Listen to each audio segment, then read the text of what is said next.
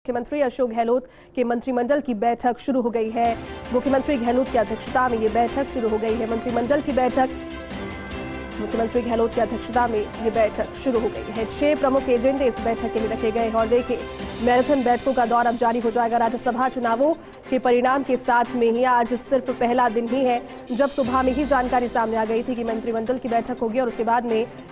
6 प्रमुख एजेंडे जिसमें शिक्षा, बिजली और तमाम वो मुख्य बातें जो कि जनता के सरोकारों से जुड़ी हुई है उन पर आज ये बैठक। अधिक जानकारी के साथ में हमारे वरिष्ठ सहयोगी नरेश शर्मा इस वक्त फोन लाइन पर जुड़ चुके हैं। नरेश जी, मंत्रिमंडल की बैठक शुरू हो गई है, क्या तमाम अभी जानकारी आ रही है सामने? बिल्कुल, देखिए करीब 20 मिनट का वक्त हो गया है जब मुख्यमंत्री आवास पर कैबिनेट की बैठक चल रही है। कैबिनेट के तमाम मंत्री यहाँ पे मौजूद है और जो विभिन्न एजेंडे जो लगातार हम बता रहे हैं उन पे एक एक करके चर्चा हो रही है जी। और क्योंकि तमाम जो एजेंडे ऐसे हैं जो ये कह सकते हैं कि कर्मचारियों के हित में या प्रदेश की जनता के हित में, चाहे संशोधन नियम हो, चाहे आईटी से जुड़े हुए मुद्दे हो, चाहे स्कूल के नामकरण का मुद्दा हो, जो नाम बदलना है, जगन्नाथ पहाड़िया के नाम पे नाम करना है भूसावल स्कूल का, ये तमाम वो चीजें हैं जिन पे एक एक करके मोहर लग रही है। और अब करीब ये माना जाए कि 15 मिनट बाद में राज्य मंत्री जो है वो भी इस बैठक से जुड़ जाएंगे, यानी उसके बाद मंत्री परिषद की बैठक होगी। तो और इस बैठक के करीब जो है वो 7 बजे तक चलने की संभावना है, 6:45 से 7 बजे तक चलने की संभावना है, जिसमें कई ऐसी मुद्दों पे भी चर्चा होगी जो एजेंडे में शामिल नहीं है। तो ऐसे में हम कह सकते हैं अनौपचारिक चर्चा जिनमें होती है मंत्रियों को लेके, उनके कामकाज को लेके, उनके विभाग को लेकर, और साथ में सरकार की जो बजट घोषणाएं हैं उनको लेके भी चर्चा होगी और सरकार की जो विभिन्न स्वैच्छिक योजनाएं हैं उनकी क्रियान्विति को लेकर भी इस बैठक में चर्चा होगी।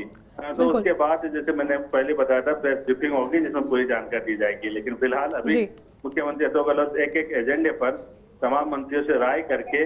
क्योंकि जो मंत्रियों के जो संबंधित विभाग है, विभाग के अफसर भी मौजूद है और किस तरह से संशोधन नियम क्यों लाए गए हैं और क्या संशोधन नियमों से होगा क्या, चाहे कर्मचारियों की पेंशन वाला मामला हो या इसके अलावा जो हम बात करें आईटी का, जैसे मैंने मुद्दा बताया है, तो ये तमाम चीजें हैं, इनसे क्या फायदा होगा जो राजीव गांधी जो जी बिल्कुल नरेश जी, जो 6 एजेंडे रखे गए हैं उसमें से कुछ में संशोधन और अनुमोदन की भी बातें सामने आई है। कौन से वो मुख्य तौर पर बिंदु रहेंगे जिनमें संशोधन या फिर अनुमोदन आज किया जा सकता है इस बैठक के बाद?